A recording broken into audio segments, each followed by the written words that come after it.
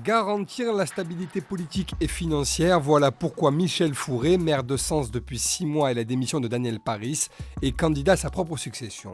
Élu en 2008 sur la même liste que l'ancien maire, l'adjoint, devenu ensuite dissident, a pourtant lui-même poussé Daniel Paris à la sortie.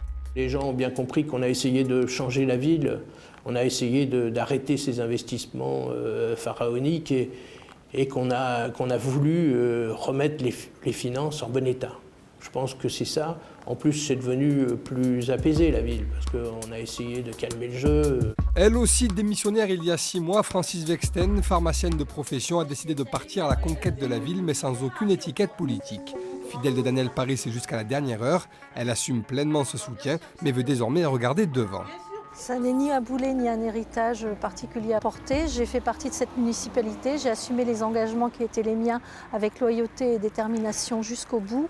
Aujourd'hui, je suis partie dans un autre engagement qui est celui de conduire la politique de la ville pendant les 6 prochaines années. Je le fais en dehors des clivages politiques. Autre femme candidate à la mairie, Claude Vivier. Revendiquée centriste, cette chef d'entreprise est aussi adjointe depuis 6 mois au maire d'hiver gauche, Michel Fourré. Conséquence, elle n'a pas reçu l'investiture de son parti. Oui, j'ai été dans l'opposition avec la droite, j'ai été avant dans l'opposition contre la droite, mais je dirais on a une droite un peu particulière à Sens. On a une droite qui est quand même très droite buisson. Donc quand on a un idéal centriste, un idéal humaniste, on n'est pas tellement proche des idées de Buisson.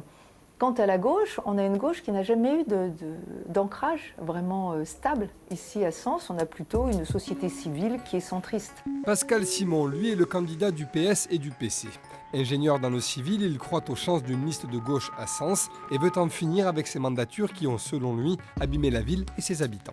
Daniel Paris, son équipe et tous ceux qui sortent de cette équipe ont plombé la gauche sénonaise. On est en train de le reconstruire, c'est-à-dire qu'on a 2 missions. On va être élu, nous en sommes absolument convaincus, notre début de campagne le prouve, mais surtout on est en train de reconstruire la gauche sénonaise, c'est-à-dire que les dégâts qui ont été faits par Daniel Paris et son équipe sont réellement profonds. À la demande des Sénonais pour sauver la ville, Marie-Louise Faure a elle aussi choisi de faire campagne. Aujourd'hui députée, la candidate UMP a déjà été maire de Sens de 2001 à 2008 avant de laisser son fauteuil à Daniel Paris. Le seul échec de ma carrière politique, ça a été effectivement en 2008, après une période difficile, relever la ville d'une faillite avérée. C'était pas aisé. Là, bon, c'est une ville très endormie, sans gouvernance, sans gouvernail, mais voilà, le challenge est intéressant. Il faut savoir relever les challenges.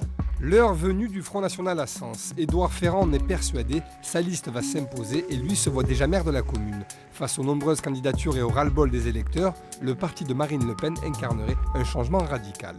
Il y a eu sur les 4 dernières mandatures 4 couleurs politiques différentes et les Sénonais sont un petit peu lassés de ces magouilles, de ces bagarres entre élus.